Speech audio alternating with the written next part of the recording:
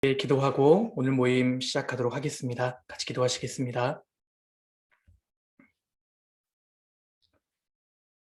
거룩하시고 자비로우신 우리 아버지 하나님 참으로 감사드립니다.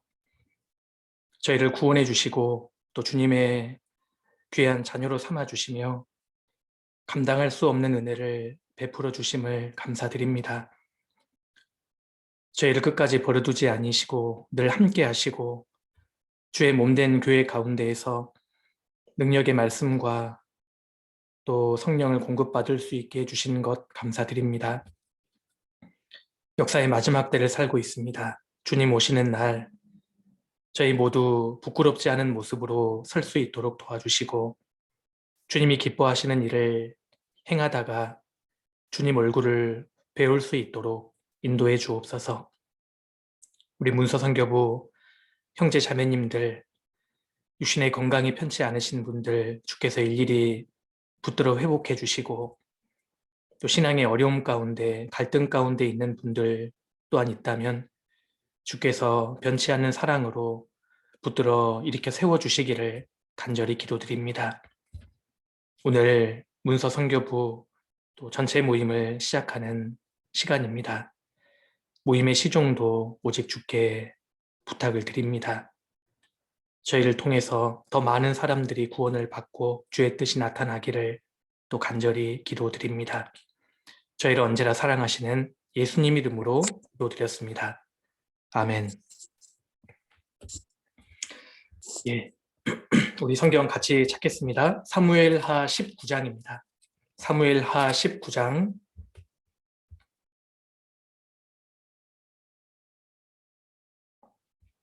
사무엘하 19장 24절입니다. 24절.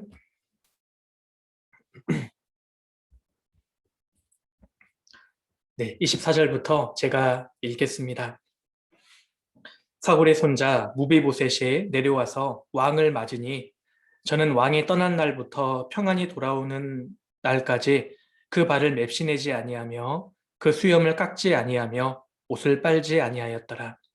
예루살렘에서 와서 왕을 맞을 때에 왕이 저에게 물어 가로되 무비보셋이여 내가 어찌하여 나와 함께 가지 아니하였더뇨.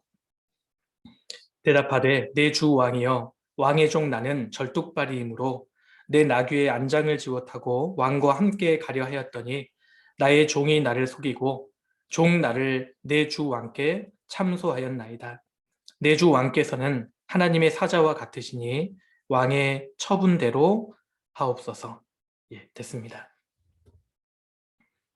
오늘은 사무엘하 19장과 9장 그 말씀을 중심으로 무비보셋에 대해서 같이 한번 생각해보고 교훈을 받아볼까 합니다. 아시는 대로 무비보셋은 사울 왕의 손자 그리고 요나단의 아들이었습니다. 그는 로드발이라는 황량한 시골에 숨어 살던 사실 절뚝발이었습니다. 왕권이 바뀌면 그 전에 왕가는 숙청되는 것이 관례였습니다. 무비보셋은 사울 왕의 후손이었기 때문에 다윗에게 잡히면 죽는다고 생각했습니다. 그래서 한때 왕자였던 그가 로드발이라는 곳에서 숨어 살았습니다. 그는 늘 불안했을 것이고 평안이 없었을 것입니다. 그런데 다윗은 수소문해서 무비보셋을 찾아냅니다. 그리고 그를 궁궐로 불러들였습니다. 그 내용이 사무엘하 9장에 나옵니다. 사무엘하 9장을 넘겨보시겠습니다. 사무엘하 9장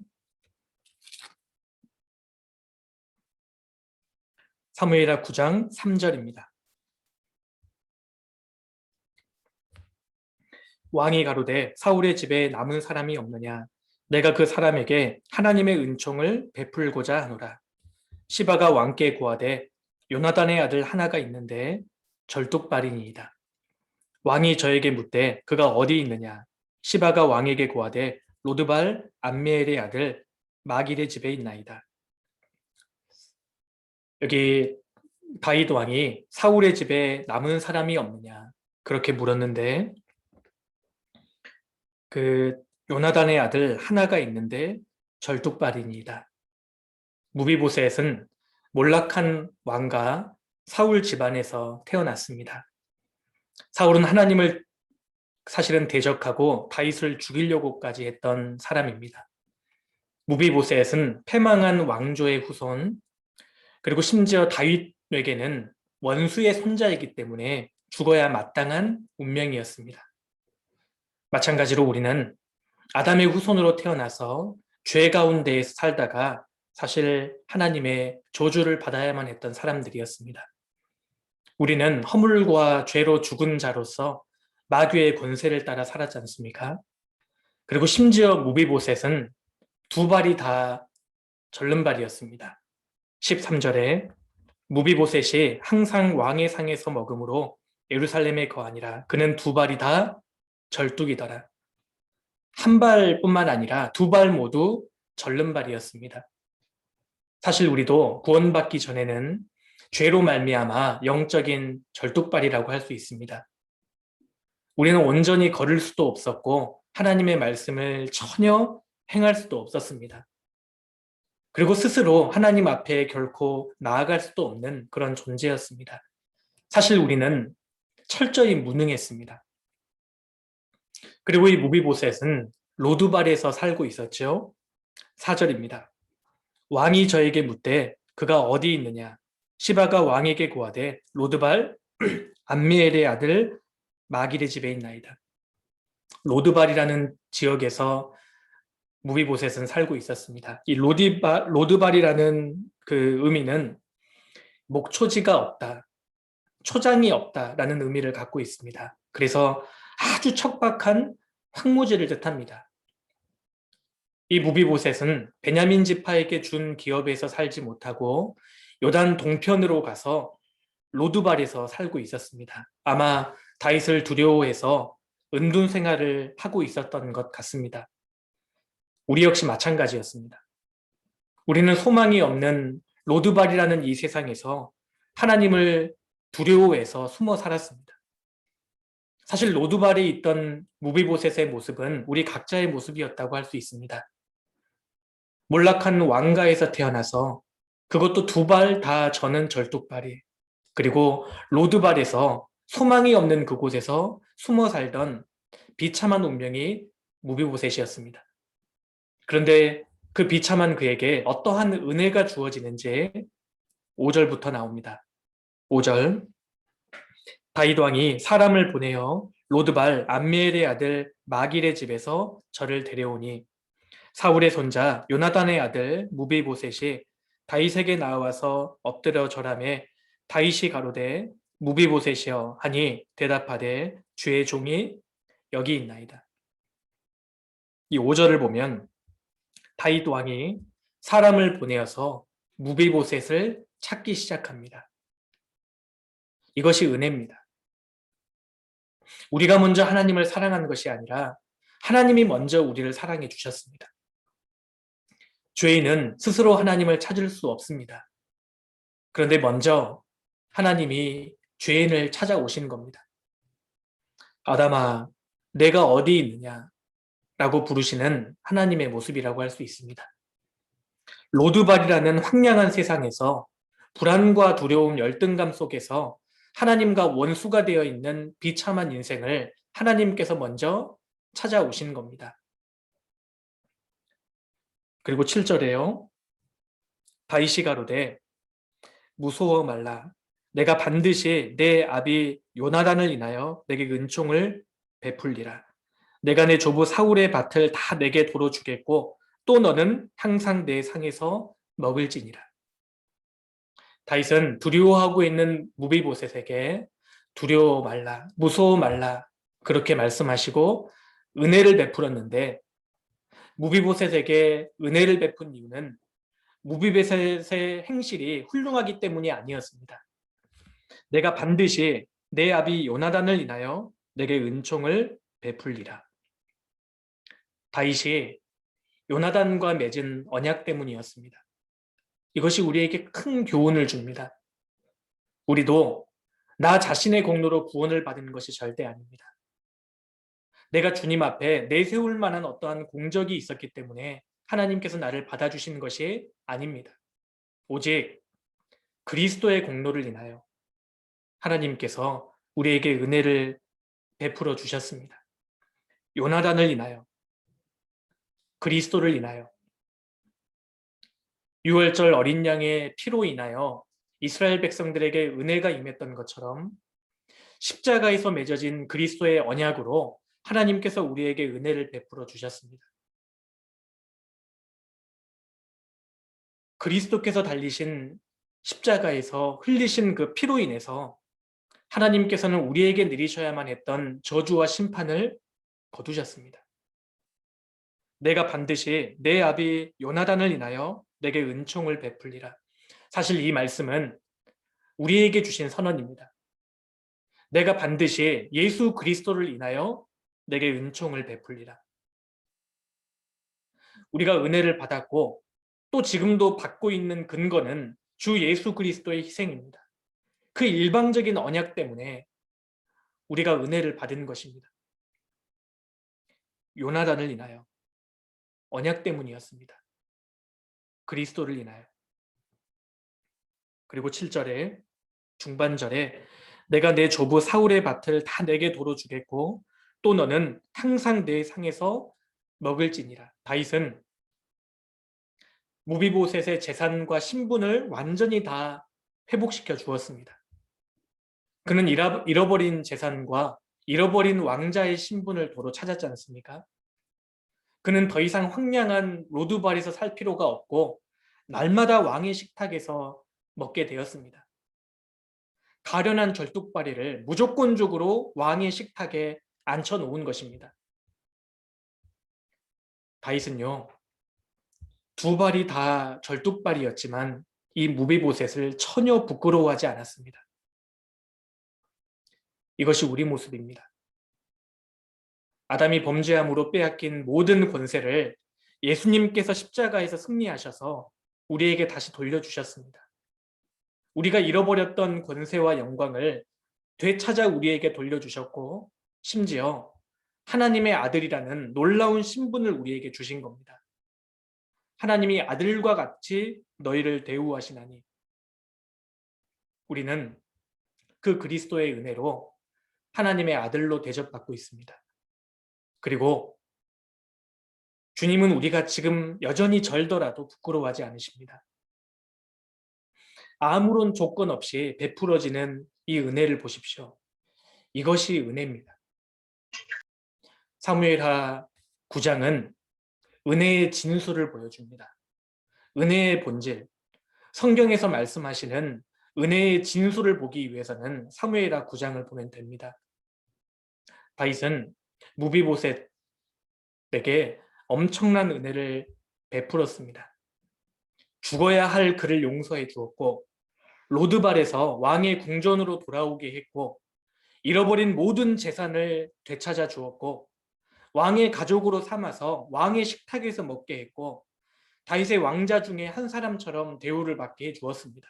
그래서 이 무비보셋은 그 은혜에 감당할 수 없었습니다. 그래서 이렇게 얘기하지 않습니까? 9장 8절입니다. 저가 절하여 가로되 이 종이 무엇이간데 왕께서 죽은 개 같은 나를 돌아보시나이까. 이 종이 무엇이간데 왕께서 죽은 개 같은 나를 돌아보십니까? 이것이 우리의 간증 아닙니까?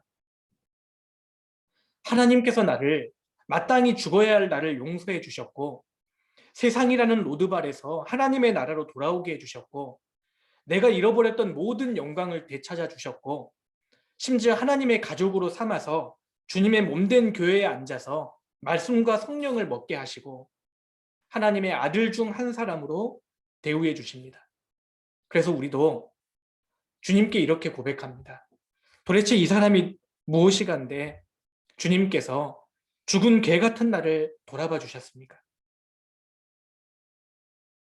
사무엘하 9장은 은혜의 절정입니다. 무비보셋이 누렸던 이 은혜는 사실 우리가 누렸던 그리고 누리고 있는 은혜와 비하면 아무것도 아닙니다. 우리는 은혜를 받은 사람입니다. 그 후에 다윗은 압살롬이 반역해서 왕위를 빼앗기고 황급히 도망갑니다. 백성들의 마음이 다윗에게서 다 떠나버렸기 때문에 다윗은 도망갈 수밖에 없었습니다. 아마 이때가 다윗 인생 가운데 가장 고통스럽고 외로웠을 때였을 겁니다. 이 무비보셋은 두 발 다 절뚝거렸지만 궁궐에 남아있지 않고 도망가는 다윗과 함께하기 위해서 나귀에다 안장을 지우고 동행하려고 했는데 이 무비보셋의 종 시바가 다윗에게 거짓말했습니다. 너의 주 무비보셋이 어디에 있느냐? 이 시바가 무비보셋은 따라오려고 하지 않았습니다. 거짓말했습니다. 무비보셋의 재산을 차지하려고 했던 시바의 계략이었습니다. 성경에 보면 의도하지 않았는데 이름이 조금 안 좋은 사람들 이름은 좀 안 좋아요. 이름이 시바가 뭡니까? 그 발음 강하게 하시면 안 됩니다. 그리고 또 압살롬이 뭐예요? 그죠? 아무튼 이름을 닮아가요. 아무튼 이 무비보셋의 종 시바가 계략을 이간질을 했습니다. 아마 다윗은 참 가슴이 아팠을 것입니다. 이 압살롬의 반란이 어느덧 진압되었고 압살롬은 죽었습니다. 시간이 지나서 다윗이 다시 예루살렘으로 돌아왔을 때 이 무비보셋이 다윗을 맞이했습니다. 그런데 놀라운 것은 무비보셋의 행색입니다. 사무엘하 19장 다시 돌아가겠습니다. 사무엘하 19장 24절입니다. 24절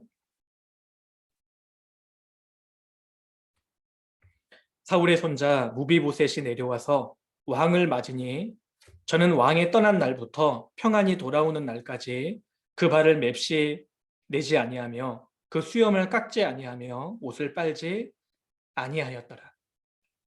왕이 쫓겨나던 날부터 그 발에 맵시 내지 않고 수염을 깎지도 않고 옷을 빨지도 않았다는 것입니다. 무비보셋은 왕의 고난과 슬픔을 자기가 있는 궁궐에서 함께 나눴습니다. 지금 왕께서는 광야 생활을 하는데 내가 어찌 궁궐에서 편하게 누릴 수 있는가? 자기가 있는 그곳에서 왕이 당한 고난에 동참한 것입니다. 그는 철저하게 자기를 절제하면서 그 왕의 아픔과 왕의 고독과 왕의 고난을 함께 했습니다. 이것이 어떻게 가능했을까요?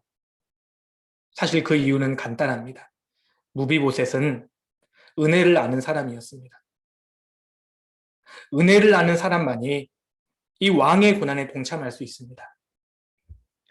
25절에 예루살렘에서 와서 왕을 맞을 때에 왕이 저에게 물어 가로되 무비보셋이여 내가 어찌하여 나와 함께 가지 아니하였더냐 대답하되 내 주 왕이여 왕의 종 나는 절뚝발이이므로 내 나귀의 안장을 지어 타고 왕과 함께 가려 하였더니 나의 종이 나를 속이고 종 나를 내 주 왕께 참소하였나이다.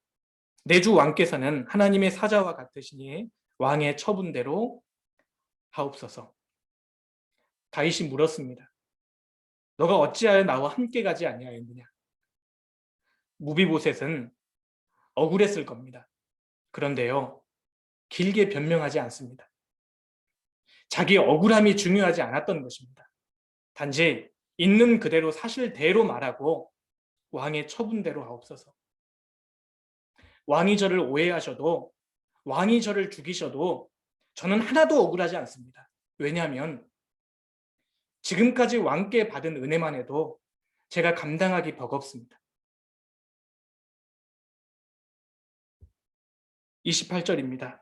내 아비의 온 집이 내 주 왕 앞에서는 다만 죽을 사람이 되지 아니하였나이까. 그러나 종을 왕의 상에서 음식 먹는 자 가운데 두셨사오니 내게 오히려 무슨 오름이 있어서 다시 왕께 부르짖을 수 있사오리이까.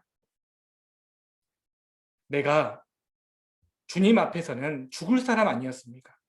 왕께서는 이제 처분대로 하십시오. 왕께서 저를 죽여도 저는 할 말 없습니다.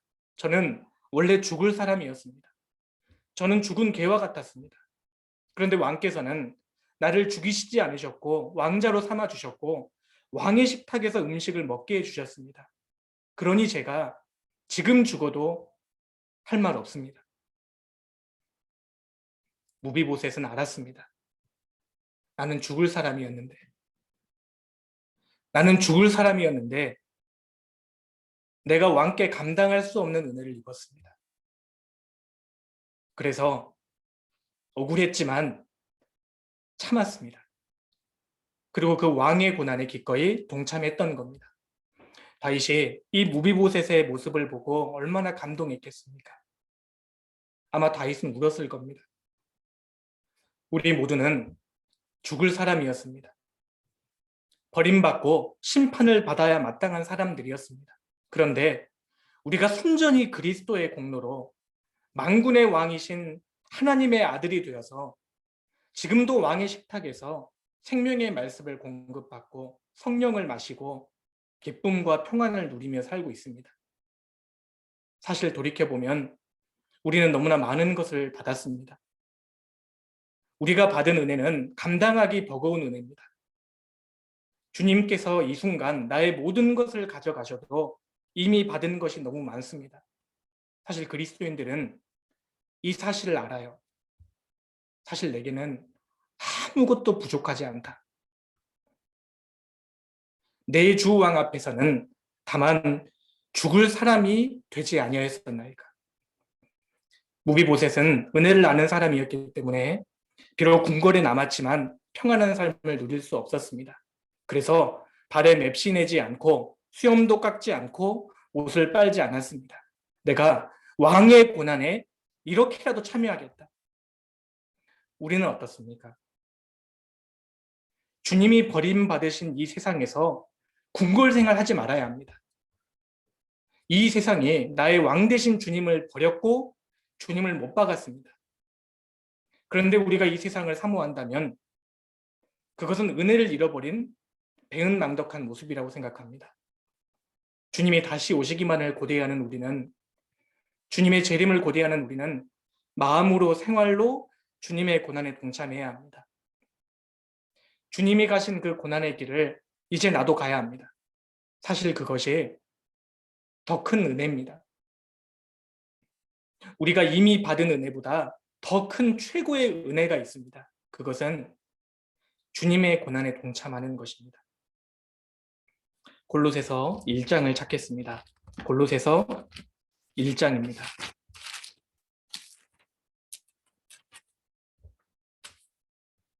골로새서 1장 24절.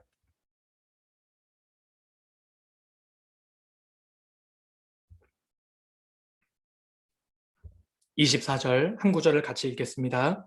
내가 이제 너희를 위하여 받는 괴로움을 기뻐하고 그리스도의 남은 고난을 그의 몸된 교회를 위하여 내 육체에 채우노라. 내가 이제 너희를 위하여 받는 괴로움을 기뻐하고, 괴로움을 기뻐한다는 것은 이 세상에서는 경험할 수 없는 것입니다.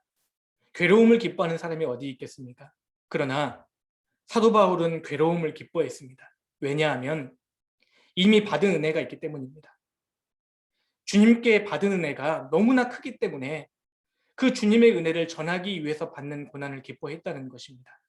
그리고 그리스도의 남은 고난을 그의 몸된 교회를 위하여 내 육체에 채우노라. 그리스도의 남은 고난이 있습니다. 예수님께서는 구원을 완성하시기 위해서 고난을 받고 십자가에 죽으셨고, 그로 말미암아 구원을 받은 교회는 이제 그 구원, 복음을 전하기 위해서 고난을 받아야 합니다. 그것이 그리스도의 남은 고난입니다. 한 사람 한 사람이 구원을 받고 교회가 세워지고, 그리고 그 교회를 정말 든든히 세우기 위한 그 모든 수고, 복음을 전하기 위해서 고민하고 인내하고 부르짖고 희생하고 그 모든 수고, 그리고 교회 안에서 주어지는 모든 봉사 가운데 협력하고 수고하는 것이 그리스도의 남은 고난이라고 할 수 있습니다. 복음을 전해서 영혼들을 건지고 교회를 세우기 위해 희생하는 것이 바로 그리스도의 남은 고난입니다.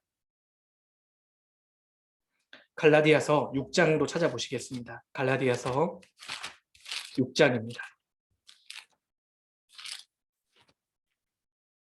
갈라디아서 6장 17절입니다. 17절.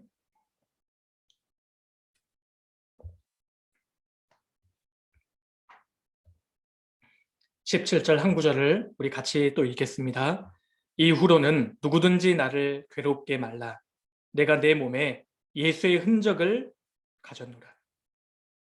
사도 바울은 예수의 흔적을 가진 사람이었습니다. 어떤 흔적이었을까요? 바울이 전도하다가 당한 상처들입니다. 고통을 당한 사람들의 외모에는 티가 나지요. 인생을 거칠고 험하게 산 사람은 외모에서도 그 힘든 삶의 흔적을 엿볼 수 있습니다. 자식을 먼저 떠나보낸 부모의 눈빛은 뭔가 다릅니다. 자식을 먼저 보낸 어머니의 눈빛을 보신 적 있습니까? 그 눈빛은 아주 깊습니다. 이 바울의 몸에는 복음을 위해서 받은 고난의 흔적으로 가득했습니다. 아마 바울이 우통을 딱 벗으면 용문신이 있는 게 아니라 아마 상처투성이었을 겁니다.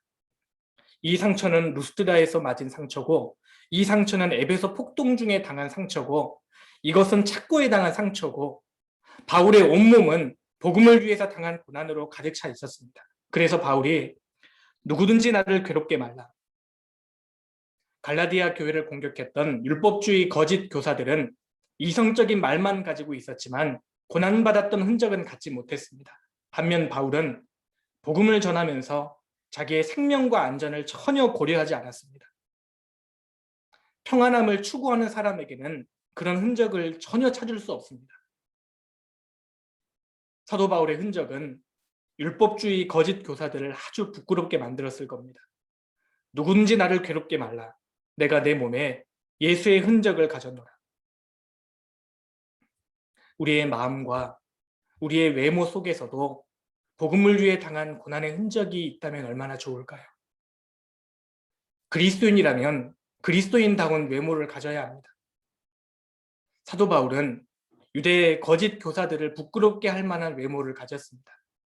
그래서 너희들이 나를 이렇게 비난하지만 내가 복음 때문에 얼마나 고생하고 희생했는지 너희도 알고 있지 않느냐. 그러니 제발 나를 좀 괴롭게 하지 마라. 이렇게 호소했습니다. 내가 내 몸에 예수의 흔적을 가졌노라. 다윗은 고난받고 있었습니다. 무비보셋은 고난받는 다윗의 흔적을 자기 몸에 갖기를 원했던 겁니다. 그래서 그 발을 맵시내지 않았고 수염을 깎지 않았고 옷을 빨지 않았던 겁니다. 사무엘하 19장 다시 돌아가겠습니다. 사무엘하 19장 24절입니다. 24절. 사울의 손자 무비보셋이 내려와서 왕을 맞으니 저는 왕에 떠난 날부터 평안히 돌아오는 날까지 그 발을 맵시내지 아니하며 그 수염을 깎지 아니하며 옷을 빨지 아니하였더라. 왕이 떠난 날부터 평안히 돌아오는 날까지. 주님이 이 세상을 떠나신 지 벌써 2000년이 지났습니다. 왕이 떠난 날부터 평안히 돌아오는 날까지 머지않아 우리의 구세주이신 예수님께서 왕으로 돌아오실 겁니다.